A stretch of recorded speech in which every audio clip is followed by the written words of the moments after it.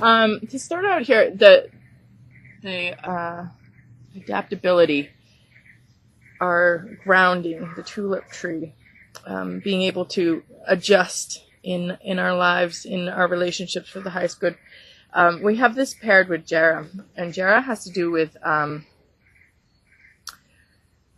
receiving the results or the rewards from everything that you've done. So everything that you've done, getting your karmic returns, whatever your karmic returns are, they come back to you.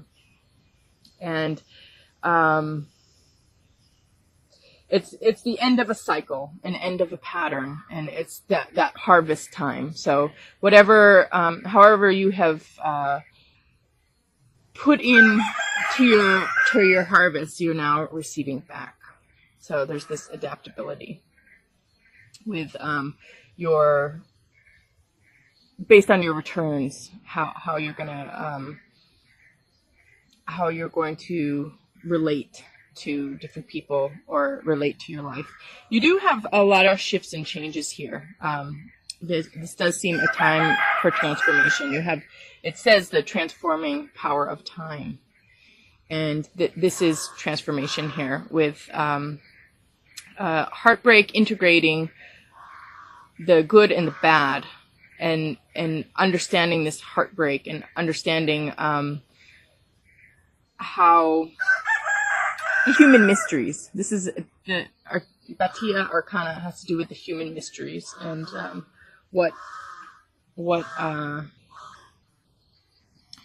things that we can't really see, why things happen the way they happen, why, bad things happen to good people, and how you think the world is one way and how it can go another way. And then we have this, again, combined with rune, Iwas, which has to do with enlightenment, again, which is the integration of the negative, understanding the negative with the positive, how negative things can also be positive in the grand scheme of things. Just like all your relations,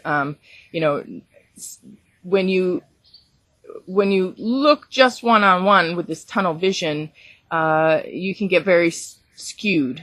But when you look at the complexity of, the one and all, you get a clearer vision. Just like if you see, one incident, maybe it might not look good, but when you see the grand scheme of things, it's actually always positive. Things always work in our favor. So this does have to do with a sense of purpose here, an understanding, of why things happen. A sense of purpose, a sense of motivation, and having an understanding of driving forces and motivations. And it also has to do with defense and protection. So it's strength and dependability, trustworthiness. So this is like a solid, represents something very solid coming in your enlightenment, or in your understanding where the good and the bad, they work together for you. And then we move into Little Red Amore, which is great change. Like, this is, you have to change your life for something. Your whole life changes now because of something that you love. It's like that fire under your butt. You understand that you have to include something new that comes into your life. There's no way that you can live your life without including this, or something changes the course of your life forever, where this is significant enough to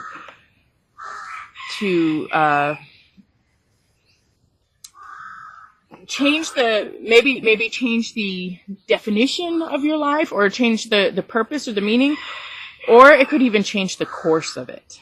So there's this change. It's the Kundalini.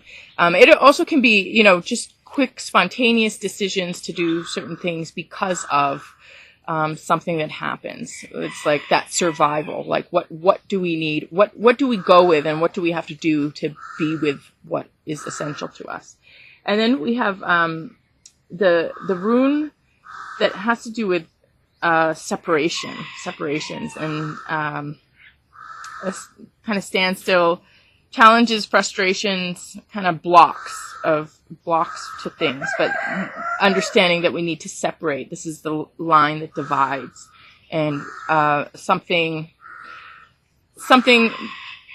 if we are meant to include it and incorporate it into our lives, we change our lives, and then other things fall away. So this is about the changes in our lives require some type of line, some type of boundary, some type of division. And then we move into something that's escalating.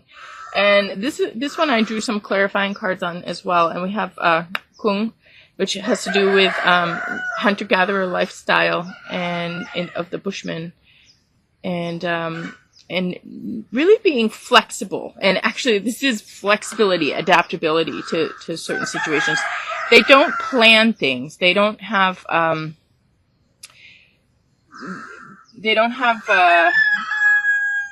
set social structure. They don't have set laws, set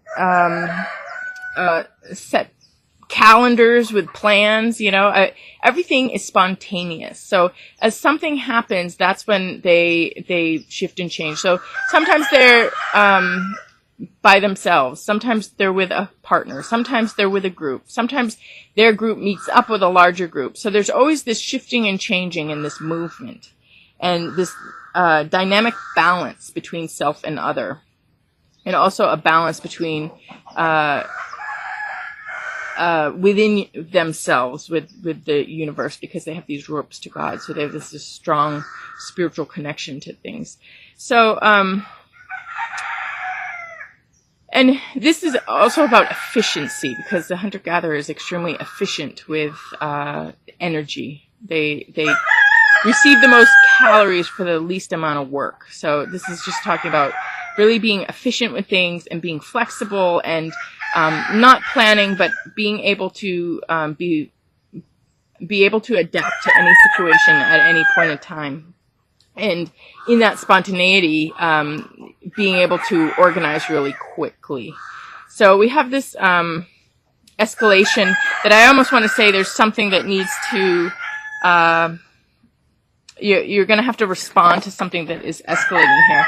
But you have this ability to know when to fight and know when to just stand your ground.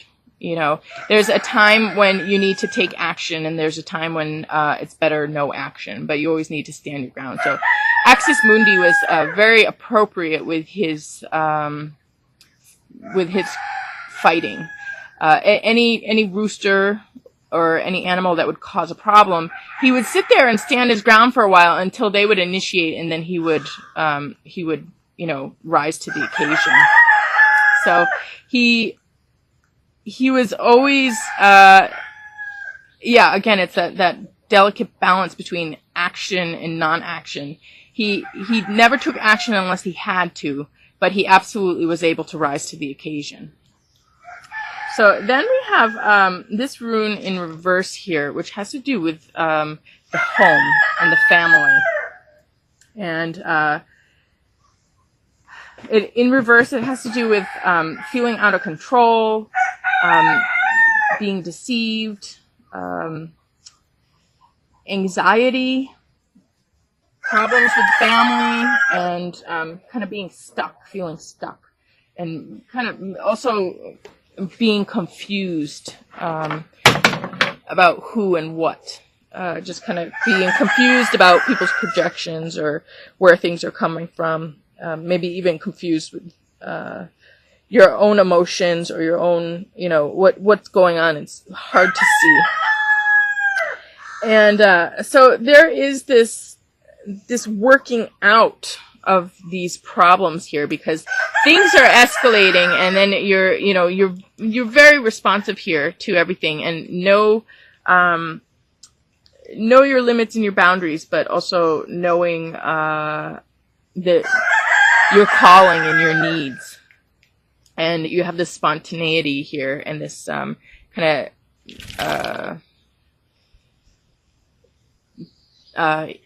complex equilibrium with a complex balance act with many people, and how to have right relations. We have this right relations here, being able to adapt to your relationships and be appropriately close or appropriately distant with the people that you either go with or don't go with, and doing this for the highest good.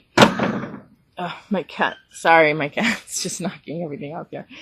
So, anyway, looking at this, it seems like, there is this big change, this big, shift and change in your life where you are really coming to terms and accepting, the way things have gone, or what, the bad that has happened, and are integrating it, and then, finding something that really gives yourself meaning and purpose, and kind of taking a new direction in life and breaking away from some old things. And then again, this is situations with family or with people close to you where things are just kind of chaotic and out of control, and you have some anxiety, and there's deceit and manipulation. There's just some drama, something's going on here. And if things do climax, and you do find your way in how to relate to these people, and what's truly best for you is truly best for everyone. And then our overall healing card, what is getting better, is Melba, and this has to do with love coming back, love returning, and it's the feeling of being whole and being complete and being happy and content. And there's many different forms of love, so this can be any different form of love. But when you're not in your environment, when you're not around the people that you're meant to be around, we start to wilt. And then when you're in the right group of people and you're around the people you're meant to be around, you thrive. So this has to do... Okay, you guys, sorry about that. My cat ended up knocking over the camera too. But anyway, as I was saying, this sense of belonging, and then when you're in the right group of people, you thrive, and your personality is different, and everything's different when you're around who you're meant to be around, and working with those that are meant to be in your life. So you're in the right environment for you, in a environment that is validating. It honors and respects the truth of your experience. So we have this actually paired with Kiwas in reverse. So this has to do with being stuck again, like stuck in your mind, or stuck in your creativity, injustice, conflict, competition, even being, victimhood, being, failing in competition and war and conflict, and difficulty talking, and, kind of your passion just kind of falling away. You're just seeing that there's something that just is not working here. There's a lot of problems with this situation. And her story was that somebody had bought her, and I really loved this chicken, and she really was happy with us, and she went to this other home, and she was a really mean chicken, and wasn't friendly anymore, and just mean to everybody, and did her own thing. And they gave her back to me because she wasn't that friendly chicken that they really wanted. She had a total character change when she went into this other flock of chickens. And then again, when she was brought back to me, she went right back to her normal personality, and she was like really happy and loving with the other chickens and loving with people. I mean, just totally different chicken. Nothing the same between her character in my flock and the other flock. So it has to do with, knowing where you really belong. And if there is major competition and conflict and inability inability to communicate, or, you know, just being blocked and stuck with everything, not being able to move or do what you want to, it's just not the right environment. And there are environments that you can move to and really thrive. So, this is about having the environment around you all of a sudden become supportive again, you know, being taken out of your element and then getting back into your element. And then our overall message card here, is Cinnabrite. And this is the,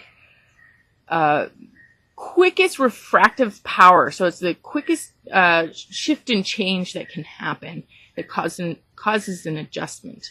And it's also an elixir for immortality. It's a type of liquid mercury or a type of mercury, and it could potentially kill a person, or in small doses, it's the elixir for immortality. It makes them stronger. So this talks about major shifts and changes in life that happen rapidly, causing an adjustment. And what doesn't kill you makes you stronger. You learn and you grow. And again, we have a rune in reverse here, which has to do with